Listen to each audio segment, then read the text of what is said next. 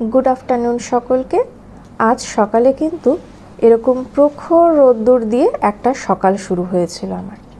Are तार साथेई ना आज सकाले एक खूब सुंदर सारप्राइज पाई। एई हलो सारप्राइज। सकाल बेला घुम थेके ओठार किछुक्षण परेई आमार बर आमार सामने एई सुंदर करे प्लेटटी साजिए एने हाजिर। बोले आजके सकाले एटाई नाकि आमार जोन्नो ब्रेकफास्ट। छिलो कचुरी, सिंगाड़ा, सिंगाड़ार साथे तार चाटनी, मिष्टि और तरकारी। और नीचे नामते नामते लांचेर व्यवस्था अलरेडी डान। এই যে হচ্ছে চিচিঙ্গে আলু পোস্ত আর সাথে হচ্ছে মাছের ঝোল। মাছের ঝোল করার জন্য আমি এই মশলাগুলো রেডি করছি, রেগুলার মশলা।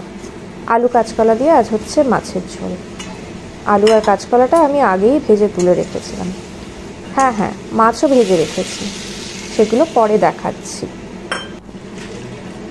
আমাদের বাড়িতে প্রত্যেক দিনই মাছ হয়। কখনো মাছের ঝাল হয়, আবার কখনো আলু দিয়ে মাছের ঝোল, বা কখনো সবজি দিয়েও মাছের ঝোল হয়। এই যে দিয়ে দিলাম মাছগুলো।